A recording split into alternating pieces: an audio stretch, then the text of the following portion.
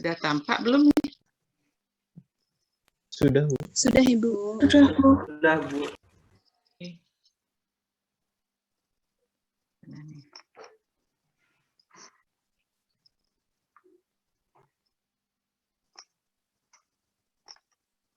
Jadi kalau kita ingat kemarin ya, kita menjelaskan bahwa pada tanaman menyerbuk sendiri itu ada dua bentuk keragaman yang bisa kita manfaatkan ya. Yang pertama kalau keragaman itu ada di alam berupa varietas lokal atau landrace ya, atau keragaman buatan hasil persilangan, mutasi,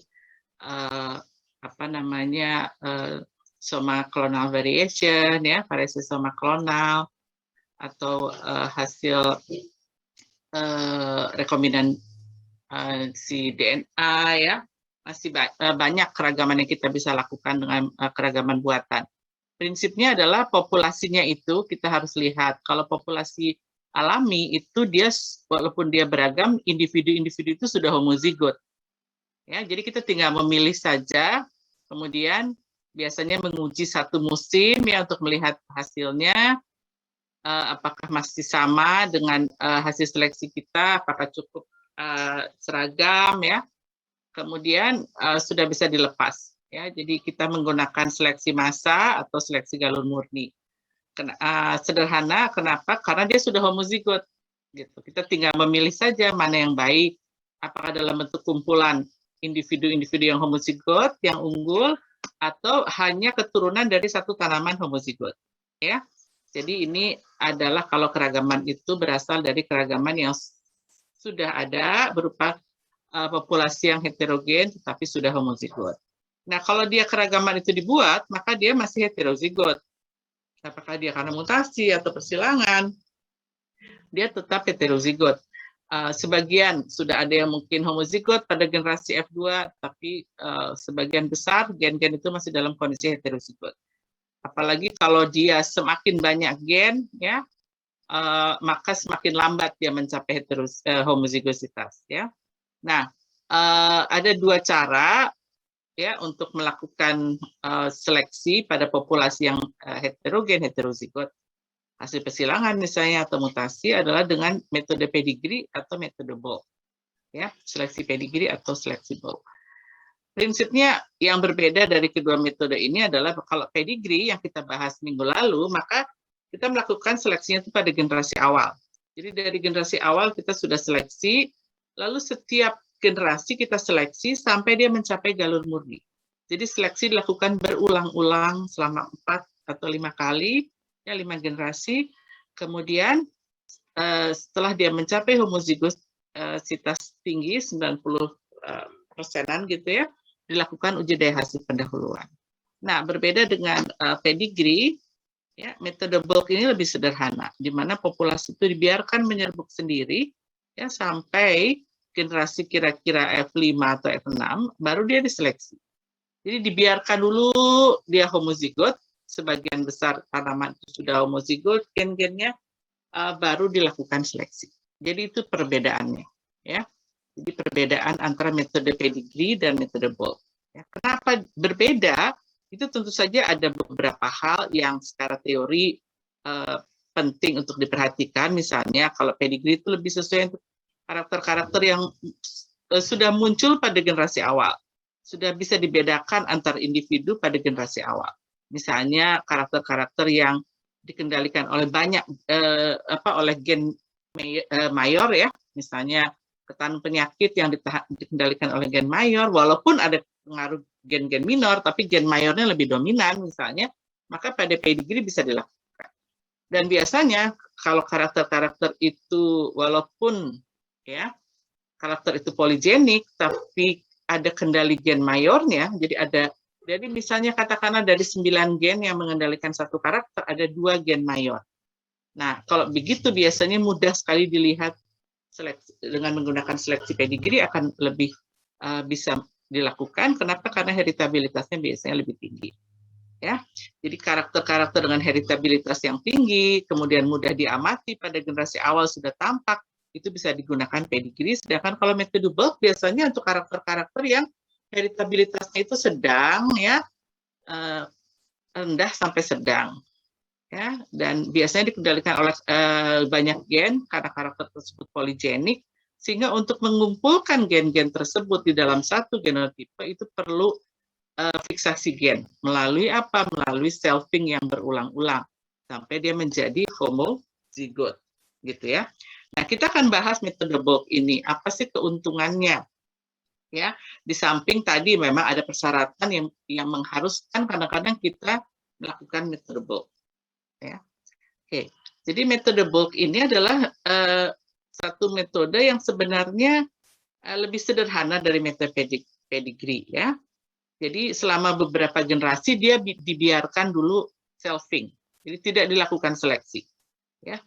Kemudian setelah mencapai homozigositas yang kita kehendaki, kita duga sudah mulai individu-individu itu sudah mulai berbeda satu sama lain, ya kelihatan, ya sifat yang kita inginkan, misalnya hasil, ketahanan kekeringan atau hal-hal yang kompleks demikian, sudah mulai terlihat antar individu itu berbeda pada generasi F5 atau F6 baru dilakukan seleksi. Ya. Nah, prinsipnya tadi ya, jadi kita tidak melakukan seleksi pada generasi awal, ditunggu sampai dia mencapai homozigositas pada F5 atau F6 dan baru diseleksi ya, sesuai dengan karakter yang heritabilitasnya misalnya rendah atau sedang. Ya, kadang-kadang kenapa kalau karakter itu rendah sampai sedang, kenapa dijadikan kriteria seleksi misalnya? Ya, tapi karena kadang-kadang kita memang karakter yang kita tuju itu memang demikian sifatnya. Ya, karakteristiknya demikian, yaitu dia heritabilitasnya rendah sampai sedang, ya, tidak tinggi. Jadi tidak bisa diseleksi pada generasi awal, ya. Gitu. Jadi memang kebutuhan dari karakter tersebut mengharuskan kita melakukan seleksi bulk. Nah, seleksi bulk tadi dikatakan bahwa seperti dia merupakan hasil keragaman buatan. Jadi misalnya ini contohnya adalah persilangan, ya, kemudian dapat F1. Dari F1 itu kemudian ditanam pada benihnya, dipanen dan ditanam dalam plot besar ya di F2 antara 2.000 sampai 3.000 tanaman. Nah, kemudian ini biasa ditanam agak rapat. Rapat itu apa? Digunakan jarak anjuran. Misalnya jarak anjurannya berapa untuk padi? 20 kali 20. Maka kita tanam 20 kali 20. Tapi kalau pedigree biasanya kita tanam agak jauh, misalnya 40 kali 20 misalnya. Begitu. Ya, supaya kelihatan individu-individunya itu. Kalau pada populasi bulk tidak, dibiarkan saja rapat, ya. Kemudian demikian dia dipanen, ya, dipanen, hasilnya kemudian diambil lagi secara random 2.000 sampai 3.000 benih dan ditanam, ya, dengan jarak anjuran tadi, ya, sesuai jarak untuk budidaya komersial, ya. Jadi kalau budidaya komersialnya berapa? 20 kali 20, atau kalau kedelai 30 kali 15, tanam 30 kali 15, begitu ya. Nah, demikian terus sampai generasi F4 di sini, ya. Di F4 ini diambil, dipanen lagi, kemudian diambil 3.000 benih lagi, ya. Dan pada F5-nya pada populasi ini mulai ditanam berjarak, ya. Kadang-kadang dalam baris. Ya. Nah, kemudian pilih tanaman yang unggul di F5 ini masing-masing. Kita lihat, karena dia berjarak, maka kita bisa membedakan satu sama lain. Kita pilih tanaman yang unggul dan ditanam dalam baris pada generasi F6. Ya, ditanam dalam baris pada generasi F6. Ya. Lalu, nah mulai dari sini sudah mirip dengan pedigree sebenarnya. Dari mulai F5 ini, maka dia lebih mirip pedigree. Karena apa? Karena kita ambil satu tanaman, tanam dalam baris, seleksi baris, individu terbaik dari tanaman terbaik, gitu. Ya, famili terbaik, baris terbaik kita pilih. Kemudian karena dia sudah F6, maka kalau dia sudah mulai seragam, maka benihnya tidak dipisahkan lagi, tapi satu baris itu bisa diambil di bulk, satu baris, ya, satu baris bisa di bulk. Dan F7 dilakukan uji daya hasil pendahuluan tanpa ulangan, biasanya dengan dengan metode rancangan augmented. Kemudian F8 dilakukan uji daya hasil berulangan, ya, berulangan, atau kemudian diikuti dengan uji multilokasi. Jadi prinsipnya adalah dia sampai dari generasi F2 sampai generasi F5, F4 itu tidak dilakukan seleksi. Ya, jadi dibiarkan saja menyerbuk sendiri. Ya. Nah, kemudian apalagi ciri dari populasi bulk? Ciri dari populasi bulk selain dia dibiarkan tanpa seleksi sampai generasi F4, di sini ditanam dengan rapat. Ya, kenapa ditanam dengan rapat? Salah satu keuntungan dari ditanam dengan rapat adalah kita melihat kemampuan dia berkompetisi. Jadi tanaman itu dibiarkan berkompetisi satu sama lain. Ya, maka individu-individu yang unggul, yang kompetitif, maka dia akan tumbuh dengan baik. Individu-individu yang non kompetitif, yang tidak kompetitif, yang jelek keragaannya, kalau ditanam berkompetisi dengan yang lain, maka dia akan hilang. Ya, hasilnya rendah, tidak akan terpilih dan sebagainya. Ya, tidak keragaannya tidak baik. Jadi di sini ada seleksi alam berupa kompetisi antar individu. Ya, jadi walaupun tidak diseleksi oleh pemulia, tapi di sini ada seleksi alam, di mana individu-individu itu dikompetisikan, ditanam dalam keadaan rapat seperti kalau kita melihat budidaya pada umumnya. Ya, kalau budidaya sorghum 70 kali 15, ya kita tanam 70 kali 15, misalnya. Ya, nah itu keuntungan dari metode bulk. Itu yang tidak dimiliki oleh pedigree. Jadi galur pedigree itu selalu ditanam dengan kondisi yang sangat baik, tanpa kompetisi. Ya, baik dalam waktu dia masih di dalam individu, ya, tanamnya berjarak, ada jarak satu sama lain, kemudian di baris, ya, barisnya juga ada pemisahnya, satu sama lain ada jaraknya, sehingga tanaman itu selalu tampil unggul. Ya, tapi belum tentu nanti kalau ditanam ditanam rapat, ya, bisa juga ternyata dia tidak mampu berkompetisi. Nah, tapi kalau tanaman hasil populasi bulk dijamin dia kompetitif. Ya, dijamin dia kompetitif. Itu adalah metode bulk. Ya, jadi prinsipnya tidak dilakukan seleksi sampai generasi F4, F5 ditanam jarang dan diseleksi, ya, kemudian sama ditanam dalam baris, dipilih baris terbaik, ya kan, kemudian dilakukan uji daya hasil pendahuluan dan uji daya hasil lanjutan. Itu metode bulk. Nah, tahapan metode seleksi bulk itu tadi seperti yang sudah dijelaskan, ya, jadi ada beberapa tahapan. Nah, kelebihannya apa? Kita tidak mencatat sampai generasi F5. Jadi kalau pedigree dari F2 sudah mencatat, kita agak hemat waktu, karena dari F3, F2, F3, F4 kita tidak mencatat, ya, panen saja, kumpul, ambil, tanam lagi, begitu. Nanti F5 baru kita melakukan seleksi dan mencatat. Ya, tadi ada seleksi alam, itu salah satu keuntungannya. Kemudian tanaman tersebut, ya, sudah hampir homozigot, ya, sudah terjadi fiksasi gen selama berapa generasi? F2, F3, F4. Ya, jadi dari benih F2, benih F3, F4 sampai benih F5. Ya, jadi sudah 4 generasi dia melakukan fiksasi gen. Jadi gen-gen yang aditif itu sudah terkumpul, gitu ya, sudah terfiksasi, sudah tidak lagi bersegregasi, ya, sehingga akan muncul tuh karakter-karakter yang dikendalikan oleh gen-gen poligenik, akan mulai terlihat. Jadi individu-individunya satu sama lain mulai terlihat berbeda pada generasi F5. Ya, pada generasi F2 untuk sifat tadi mungkin belum bisa dibedakan. Ya. Oke. Nah, itu adalah keuntungan dari metode bulk. Ya, kelemahannya apa? Tidak ada catatan, sehingga kalau sesuatu terjadi pada generasi F5 itu tidak bisa telusuri ini dari mana asalnya. Ya, tapi harus diulang lagi, bulk populasi F4-nya ditanam lalu diseleksi ulang. Ya. Jadi itu adalah kelemahan dari metode bulk. Nah, kelemahan dari metode bulk yang kedua, kompetisi selain menguntungkan bagi individu-individu yang unggul, itu tidak begitu menguntungkan bagi individu-individu yang mungkin akan menjadi genotipe yang baik, tetapi karena dia masih segregan, kalah kompetisi. Ya, misalnya tanaman itu pendek, ya, sehingga kalah kompetisi dengan tanaman yang tinggi dalam mendapatkan cahaya misalnya ya. Nah, tetapi kelemahan yang paling utama dari metode bulk adalah pada saat ini, pada saat panen.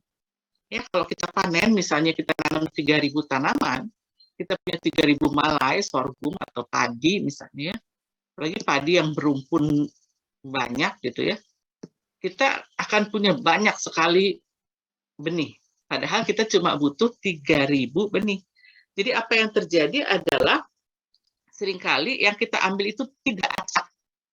Ya, sehingga banyak genotipe yang tidak terwakili pada generasi berikutnya. Itu adalah kelemahan dari metode bulk. Kalau mau, maka ada beberapa cara ya yang bisa dilakukan untuk mengatasi kelemahan tersebut. Ya, cara yang pertama adalah yang disebut sebagai restricted bulk. Ya, restricted bulk, bulk terbatas. Jadi kita tidak mengambil seluruh malai pada padi, misalnya hanya mengambil satu malai per tanaman, lalu dipanen. Ya, yang satu malai per tanaman itulah yang kemudian diaduk dan diambil sampelnya. Atau kita hanya mengambil misalnya untuk tanaman polong 10 atau 20, 10 polong misalnya per tanaman ya. Karena dia sudah hampir homozigot, saya rasa sudah cukup 10 polong, kemudian dicampur dan di bulknya itu hanya sebagian saja, restricted, terbatas ya. Itu adalah salah satu metode untuk mengatasi genetic drift atau hilangnya genotipe karena tidak terambil. Ya, tidak terambil. Nanti ada metode lain yang bisa mengatasi ini juga disebut single seed descent ya. Nah, jadi ini adalah keuntungan kelemahan dari metode bulk ya. Nah, apakah metode bulk ini ya karena dia sederhana kemudian hasilnya lebih jelek daripada pedigree? Kira-kira ada yang bisa berkomentar? Dia kan sederhana ya caranya. Ya dibandingkan pedigree yang sangat teliti, satu-satu diambil gitu ya, dicatat. Nah, kira-kira bagaimana? Kita stop sharing dulu. Ya, tadi kan ada metode bulk yang dijelaskan ya, dia sederhana. Kenapa? Karena dia tidak dilakukan seleksi pada generasi awal. Sengaja memang tidak dilakukan seleksi, terutama bukan karena pemulihannya malas misalnya ya, tetapi karena memang sifat tersebut mungkin belum muncul pada generasi F2, baru muncul pada generasi lanjut. Ya, biasanya demikian. Kemudian kenapa? Karena heritabilitasnya mungkin rendah, kemudian poligenik dan sebagainya. Nah, tapi dengan kondisi seperti itu, apakah hasilnya nanti kalau misalnya kita melakukan seleksi terhadap hasil itu lebih jelek daripada metode pedigree yang demikian teliti? Bagaimana? Ada pendapat?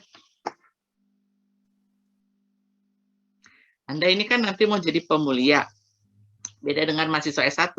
Kalau mahasiswa S1 masih ada alasan, Bu, saya nanti nggak mau jadi pemulia. Gitu ya. Dia ngambil pemuliaan karena wajib mata kuliah itu. Ya kan?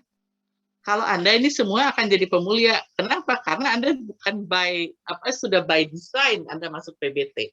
Jadi harus dari sekarang kira-kira agak berbeda lah dengan anak S1 ya, mahasiswa S1 kalau belajar. Kenapa? Karena ini adalah tujuan hidup Anda.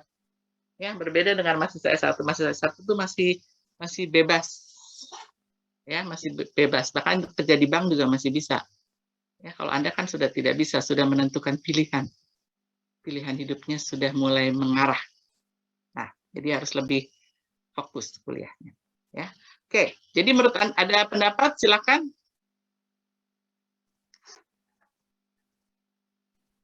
Belum tentu, Bu. Izin pendapat, Bu. Ya, silakan. Pak Bayu. Oh iya, Pak, baik, Bu. Pak Ade, Pak. Baik. Menurut saya sih belum tentu, Bu. Jadi tergantung dari proses seleksinya itu. Bahkan di satu sisi seleksi bulk ini memiliki kelebihan dengan adanya kompetisi itu dan seleksi alami sehingga sudah lebih tersaring lagi mana genotype yang lebih baik seperti itu. Jadi baik atau tidak hasilnya di akhir nanti itu juga belum tentu. Kalau seleksi bulk itu selalu lebih buruk misalkan tidak. Jadi bisa jadi lebih baik juga seperti itu. Menurut saya seperti itu, Bu. Terima kasih, Bu. Oke. Belum tentunya itu karena apa?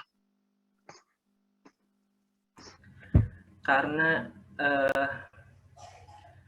yang pertama punya kelebihan ada seleksi di awal, ada kompetisi di awal, Bu. Kemudian ada seleksi secara alami juga.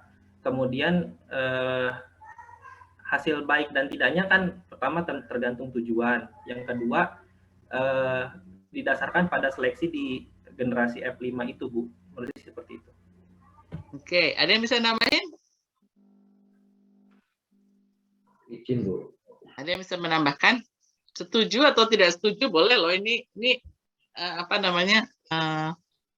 Kita apa namanya berdiskusi di sini. Silakan. Izin, Kuning. Ya, monggo, silakan. Ya, kalau menurut saya kalau misalnya itu belum tentu, karena dalam metode Bob itu kan kita menggabungkan sifat-sifat yang homogen dari misalnya hibridisasi dari F1 sampai F5. Jadi kalau dibandingkan dengan pedigree belum tentu, karena kalau misalnya dominan karakter dominan misalnya hasil yang terkumpul di metode Bob pada saat F5 itu akan lebih baik juga dibandingkan dengan misalnya pedigree itu. Jadi belum tentu gitu, Bu, karena sifat-sifat dominan mana yang terkumpul nanti saat di F5 yang kita seleksi di pedigree begitu. Tapi kan di pedigree juga kita pilih yang bagus. Pilih yang bagus dari saat pertama, kita pilih yang bagus gitu ya. Karakternya yang paling unggul, selalu yang paling unggul yang kita pilih. Jadi kita tidak, kalau pedigree malah dicampur. Kalau Bob malah dicampur dari awal. Kalau ini kita pilih dari yang paling bagus, best of the best kalau pedigree itu kan. Dari awal sudah kita pilih best of the best. Enggak, maksud saya pedigree di setelah F5 gitu maksudnya. Saya bukan pedigree metode pedigree gitu. Maksudnya itu penggabungan sifat-sifat dominan yang tadi kita seleksi di F1 sampai F5 itu kan juga ada peningkatan seleksi apa itu namanya kemajuan seleksi. Ya, kemajuan seleksi dari sifat-sifat dominan yang kita inginkan nanti terkumpul di F5 dengan komplit. Kalau dia tidak dominan tapi aditif? Ya, aditif. Kalau karakter itu tidak dominan tapi aditif, dikendalikan oleh 5 gen atau 6 gen aditif.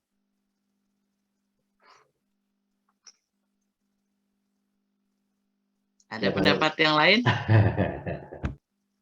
Kita diskusi ini ya. Maksudnya ini yang kita hadapi di lapangan. Ya, Anda harus menghadapi ini di lapangan ya. Kalau saya dengan Bu Desa sudah berkali-kali melihat gitu kan, sudah menjalani ini gitu, dan nanti saya akan tunjukkan datanya. Itu salah satu contoh aja. Nah sekarang menurut Anda, ini kan kita menghadapi satu karakter nih, kan kita nggak tahu ternyata hasil analisis genetiknya dia ternyata karakter itu aditif, karakter ketahanan terhadap kekeringan itu ternyata aditif, dikendalikan oleh 5 gen dan dia aditif gen-gen tersebut, gitu ya. Kalau demikian, kalau untuk karakter yang demikian, kira-kira yang mana yang lebih baik? Metode yang mana?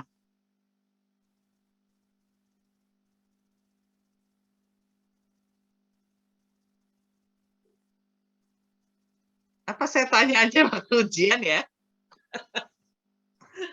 Saya tanya aja ya ujian ya. Kalau saya punya karakter ketahanan terhadap kekeringan yang atau ketahanan terhadap satu penyakit, ya, katakanlah misalnya penyakit karat misalnya, dan dia ternyata tidak ketahanan tersebut bukan ketahanan horizontal atau bukan hypersensitivity, jadi tidak dikendalikan oleh satu gen, ya, dikendalikan oleh banyak gen, ya, sehingga ketahanannya lebih disebabkan karena ada beberapa faktor yang terlibat dalam ketahanan tersebut. Misalnya ya, itu lebih baik yang mana?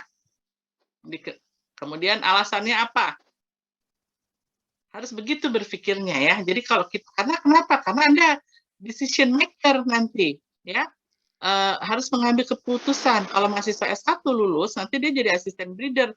Dia disuruh-suruh aja. Pokoknya kamu seleksi gini-gini, tanam segini, seleksi ini. itu dia lakukan saja gitu ya, karena dia adalah asisten breeder. Anda nanti lulus sudah menjadi breeder, ya sudah menjadi breeder. Anda adalah decision maker, jadi harus mengambil keputusan. Saya mau pakai metode yang mana, pedigree atau bulk? Ada berarti tadi sudah disampaikan juga, metode pedigree atau bulk belum tentu lebih baik satu sama lain, benar. Ya, belum tentu. Jadi lihat lagi, karakternya apa. Ya, tadi kan ada beberapa. Ya, kadang-kadang sebagai pemulia kita penasaran gitu. Ya, saya sama Bu Desta pernah penasaran. Jadi kita lakukan nih. Ada populasi, ada 3 populasi yang masing-masing kita seleksi dengan pedigree. Tapi populasi yang sama juga kita seleksi dengan bulk, ya. Nah, kita akan lihat hasilnya.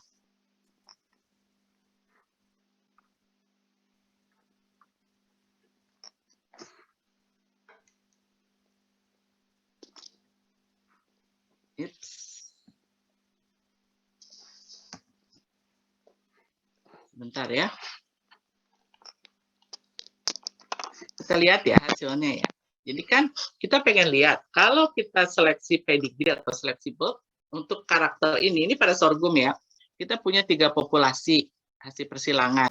Kemudian 3-3-nya itu, sebenarnya ada banyak sih persilangan, tapi ada 3 yang kita pilih. Kemudian 3 itu kita perlakukan, yang satu diseleksi bulk, populasi yang sama, ini 3, populasi A, B, C, diseleksi dengan bulk, populasi A, B, C yang sama dilakukan seleksi pedigree. Gitu kan? Ya. Dia modified bulk dilakukannya. Ya, ini pedigree. Kemudian kita lakukan seleksi. Setelah generasi F6, kita lihat, kita bandingkan hasilnya. Ya, gimana sih sebenarnya hasilnya? Ternyata galur-galur yang kita seleksi the best ya, the best dari seleksi pedigree dengan the best dari seleksi bulk ya. Itu tidak jauh berbeda gitu. Ya, tidak terlalu jauh berbeda. Ini kebetulan aja mungkin populasinya demikian. Tapi untuk karakter yang lain bisa tidak demikian ya. Cuma kita sebagai pemulia pada suatu ketika kita pengen membuktikan mana sih metode yang kira-kira praktikal untuk dikerjakan ya. Nah, ini adalah metode seleksi bulk dan pedigree ya. Jadi kita lihat ya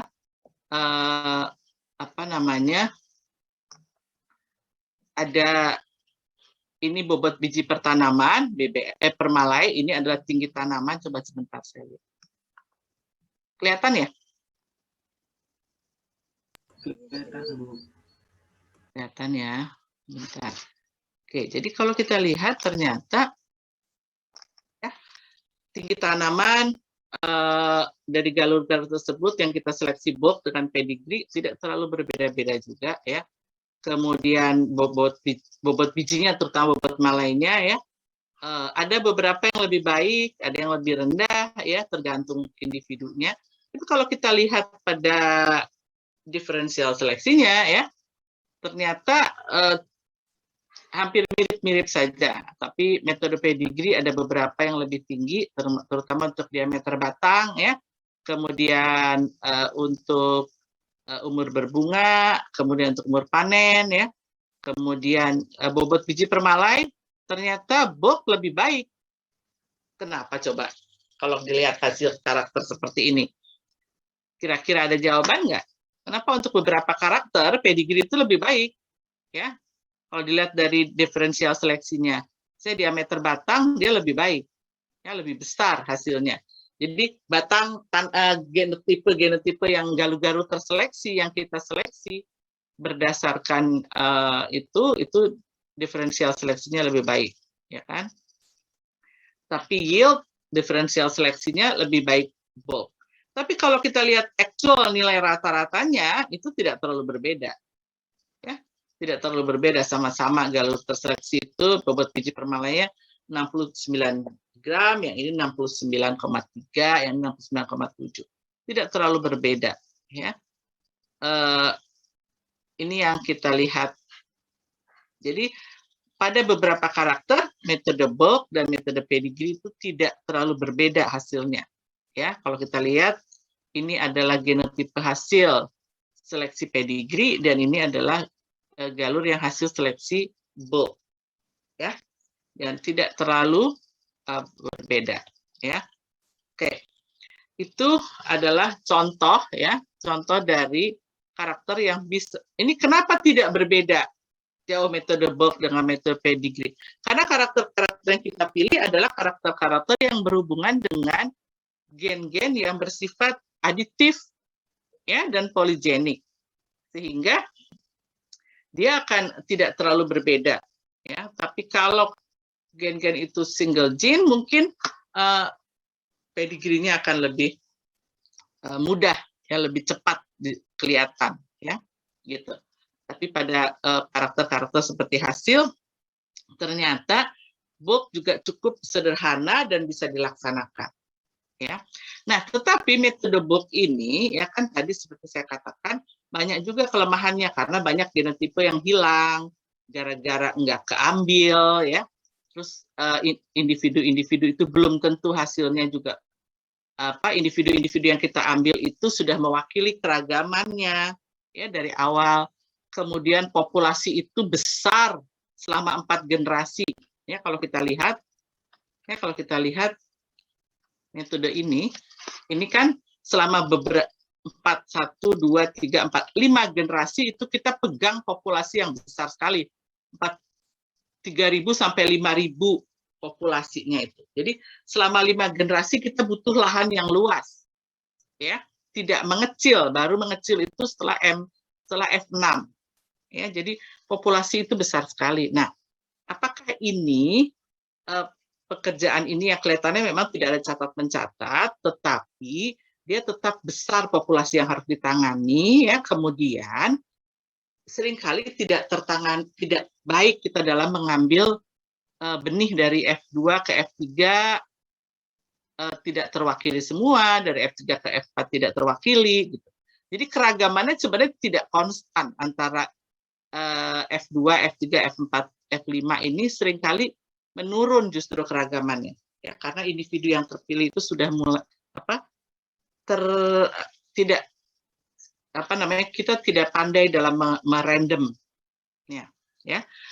Oleh sebab itu ada satu metode yang kemudian kita coba lakukan. Kita juga pernah mencoba, ini metode single seed descent, ya.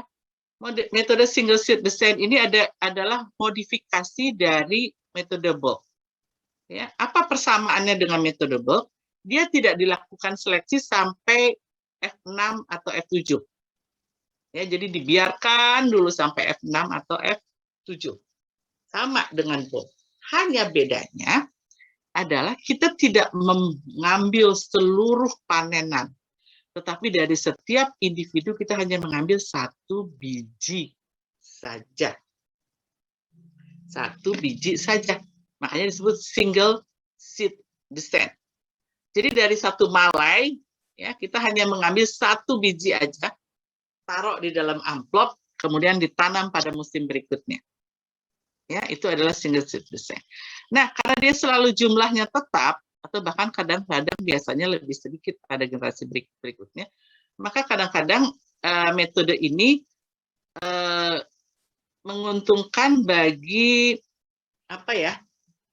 tidak ada proses yang repot pada pasca panennya. Jadi bisa segera diambil 1 benih, tanam lagi. Apalagi kalau tidak ada dormansi, ya, seperti sorghum atau kacang kedelai, kacang-kacangan terutama.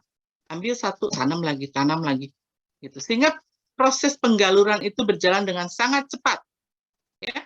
Bahkan beberapa peneliti sekarang menggunakan metode single seed descent ini untuk mempercepat penanaman di penggaluran. Jadi mencapai F6 dengan cepat di rumah kaca, ya.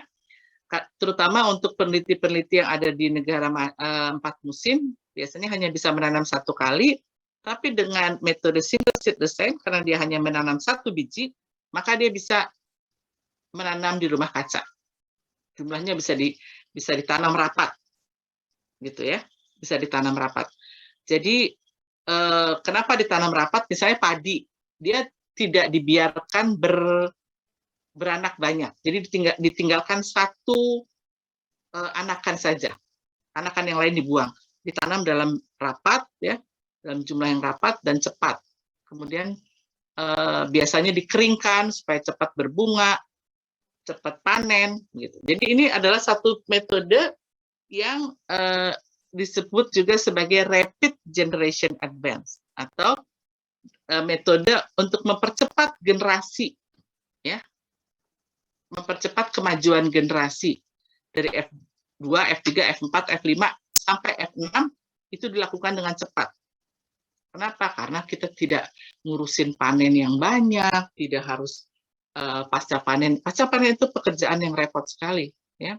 Kemudian bisa ditanam di rumah kaca, tidak perlu lahan yang luas, ya, seperti itu. Bisa ditanam rapat, kalau misalnya padi, yang anakannya banyak, anakan yang lainnya dibuang, ditinggalkan satu saja. Ya, nah itu adalah metode single seed design. Ya, jadi biasanya kita mengambil F1 cukup banyak, ya. Kemudian benih F2 ditanam, benih F3-nya diambil satu benih saja. Jadi setiap tanaman F2 itu hanya diambil satu benih.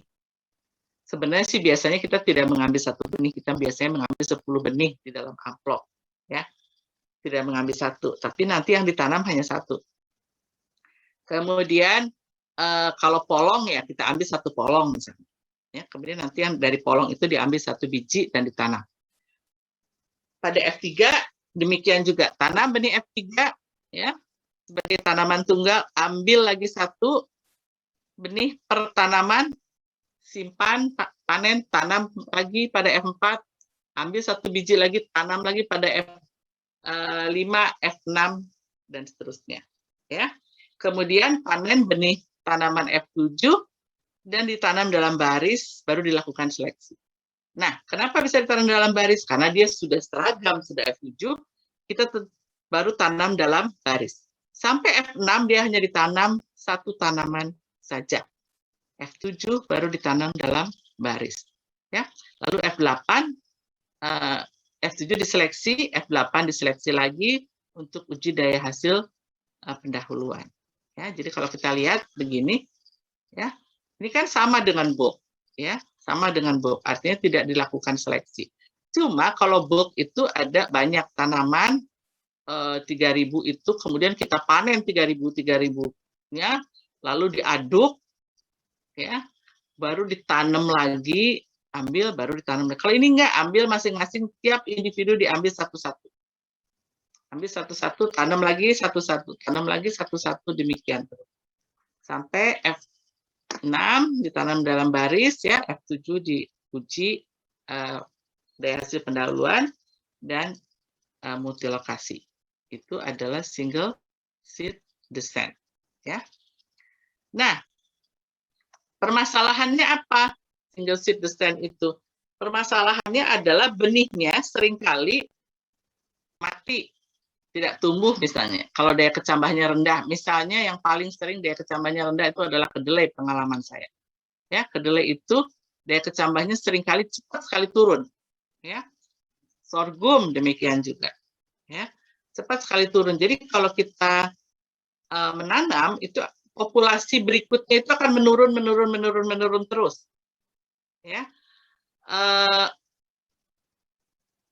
waktu Bu Desta S3 kalau nggak salah tuh, kita menanam kedelai ya Bu Desta, dan dengan metode single seed descent ini untuk menghasilkan recombinant inbred line. Ya, karena Bu Desta akan melakukan PTL ya Bu Desta. Iya. Iya. Betul. Iya betul ya, masih ingat ya. Karena saya pembimbingnya Bu Desta, makanya saya tahu. Saya. Kita lakukan single seed descent ya Bu Desta. Dari berapa? awal 600? F2 itu 800. Terakhir sampai F6 itu tinggal 100 yang tapi sudah real gitu. Karena banyak jalannya banyak yang mati. Iya, jadi dari 600 itu hilang 500. Bukan karena kita seleksi, tapi karena dia tidak berkecambah. Ya, tidak berkecambah.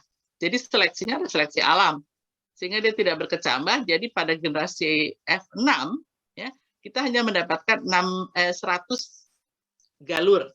Tapi sudah galur, recombinant inbred line disebutnya. Ya. Kalau hasil bulk atau hasil pedigree disebut line saja. Tapi kalau ini disebut recombinant inbred lines. Ya, kenapa? Untuk membedakan karena dia berasal dari satu benih yang terus diambil terus turun menurun. Jadi dia true to type gitu.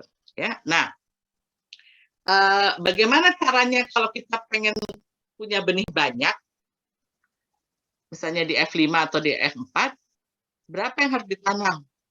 Ya, jangan menanam, misalnya saya butuh F4-nya 300 misalnya. Jangan menanam 300 di F2.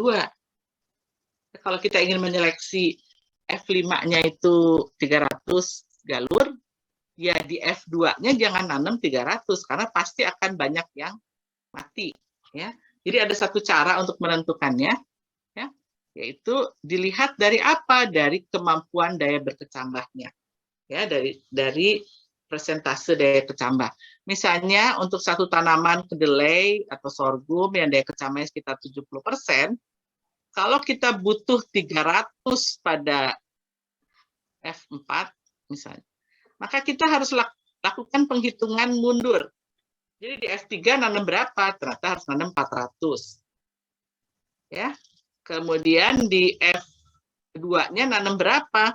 Kalau di F3 mau 400, padahal hanya daya kecambahnya sekitar 70%, nanam berapa benih F2? Oh, ternyata sekitar 550 benih, 600 benih. Gitu, ya. Dan ini ternyata akan turun terus. Ini Bu Desta waktu itu nanam F2-nya 600, di F6 itu tinggal 100. Ya, untung masih 100, jadi masih bisa dibuat QTL. Ya, kalau kurang dari itu tidak banyak gunanya juga. Itu adalah metode single seed descent. Ya, kelebihannya mudah ditangani karena kita hanya mengambil satu benih atau satu polong saja misalnya, atau satu malai pada padi, ya. Lebih sedikit lahan karena tanaman ditanam tunggal dan bisa ditanam rapat. Waktunya lebih singkat dalam membentuk galur, ya, karena pada beberapa kasus seperti padi itu memang dibuat cara-cara seperti ditanam dalam pot yang kecil, kemudian supaya tidak beranak dan diberi kekeringan sehingga cepat berbunga. Ya, sesuai untuk ditanam di rumah kaca atau off-season nursery. Ya. Sehingga dia tidak perlu, nah kalau orang di Amerika mau menanam sorghum satu musim, 1 tahun 1 musim, sekali nanam. Ya, kalau mau 2 musim, dia harus pergi dulu ke Puerto Rico, ya Bu Desta, ya, pergi ke Puerto Rico, nanam di Puerto Rico, ya kan? Kemudian balik lagi ke Amerika, gitu. Jadi, balik gitu. Nah, tapi kalau dengan metode SSD, maka dia bisa lakukan di greenhouse, terutama untuk kacang-kacangan, padi, ya, gandum. Ya, tidak perlu pergi ke Meksiko untuk menanam gandum, cukup ditanam di greenhouse saja. Tidak terjadi seleksi alam terhadap populasi, karena tidak ada kompetisi. Nanamnya kan satu-satu individu, ya, tidak banyak juga. Tetapi kenyataannya akan berkurang karena apa? Karena daya kecambah. Ya, kehilangan materi genetik terjadi karena daya kecambah benih yang rendah. Jadi kalau daya kecambah benihnya rendah, maka yang terjadi adalah F3, F2 nanamnya 600 gitu ya. F3 tinggal 400, F4 tinggal 200, F5 tinggal 150, F6 tinggal 100. Gitu ya. Dapat 100 galur tinggal. Padahal harus seleksi. Jadi perlu menanam lebih banyak dari itu. Perlu waktu lebih besar saat panen dibandingkan metode bulk. Iya, tapi cuma ngambil satu aja, ya. Ambil satu. Kalau bulk menurut saya lebih repot, ya. Ini saya akan tunjukkan salah satu contoh metode single seed descent yang pernah kita lakukan pada sorghum, ya. Pada sorghum. Nanti sebentar.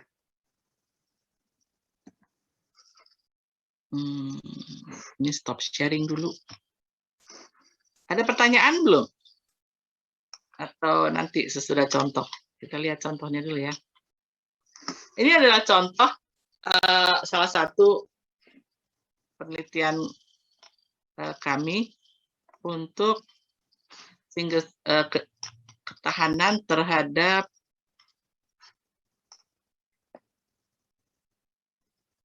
toleransi terhadap defisiensi P pada sorghum, ya. Nah, ini adalah satu itu waktu itu presentasi kami, Rapid Generation Advanced Breeding of Sorghum Tolerant to Low Phosphorus Condition. Jadi ini untuk ketahanan terhadap kondisi P yang rendah di lahan, ya, pada sorghum. Kami memilih single seed descent, ya. Coba kita lihat. Ini salah satu kenapa. Nah, kita lihat apa yang kita lakukan adalah mengembangkan populasi melalui single seed descent. Ya, kemudian mengestimasi keragaman genetik.